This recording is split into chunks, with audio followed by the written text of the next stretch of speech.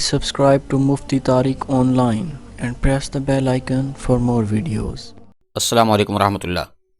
سامعین مکرم، رسول اللہ صلی اللہ علیہ وآلہ وسلم نے ایک مرتبہ خواتین سے خطاب کرتے ہوئے ارشاد فرمایا کہ عورتیں جہنم میں مردوں کی نسبت زیادہ تعداد میں ہوں گی۔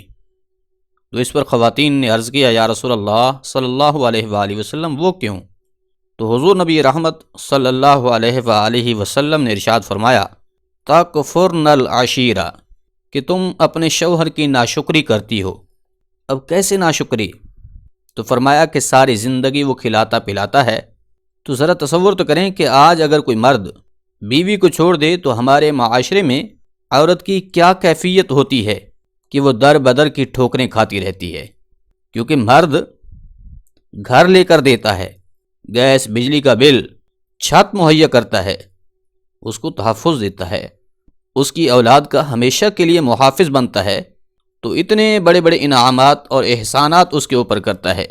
اور نبی کریم صلی اللہ علیہ وآلہ وسلم نے فرمایا کہ اگر کسی دن تھوڑی سی بھی اونچ نیچ ہو جائے، یعنی کہ اس بیچارے کی تنخواہ کم ہو گئی، وہ کہتا ہے کہ آج بیگم بغیر ناشتے کے گزارا کر لو، تنخواہ کم ہونے کی وجہ سے حالات تھوڑے ٹائٹ چل رہے ہیں، یا پھر ناشتہ تو کرو مگر انڈا نہ منگواؤ۔ تو نبی کریم صلی اللہ علیہ وآلہ وسلم نے فرمایا، کبھی کچھ ہو جائے نا تو عورت تانا کیسا دیتی ہے کہ ما رأیت خیرا قط، میں نے تو کبھی بھی آپ سے خیر نہیں پائی۔ یہ بات ذہن میں رکھیے، اس میں سب عورتیں برابر نہیں ہیں، لیکن بہت ساری عورتیں یہ کام ضرور کرتی ہیں کہ میں نے تو آپ سے کبھی خیر نہیں دیکھی، جب سے میں اس گھر میں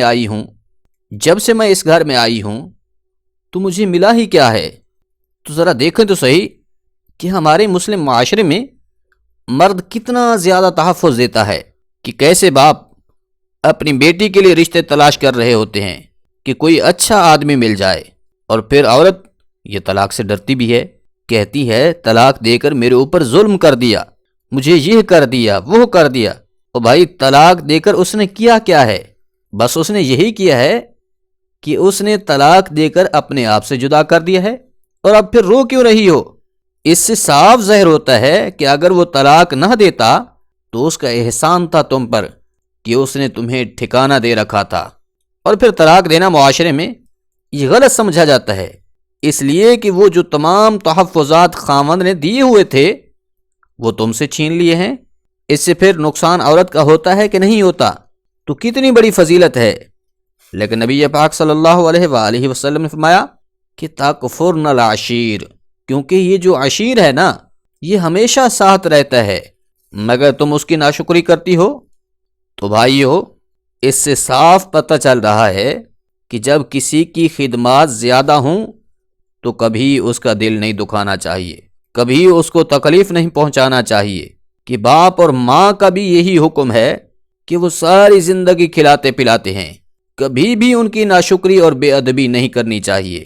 اس لیے جو عورتیں اپنے خاوندوں کی ناشکری کرتی ہیں وہ انتہائی غلط قدم اٹھاتی ہیں۔ انہیں اپنے خاوندوں کی مجبوریوں کو سمجھ کر ان سے تعاون کرنا چاہیے، اور اپنی اصلاح کر کے اللہ اور اس کے رسول صلی اللہ علیہ وآلہ وسلم کو راضی کر کے دنیا اور آخرت کی کامیابی حاصل کر لینی چاہیے۔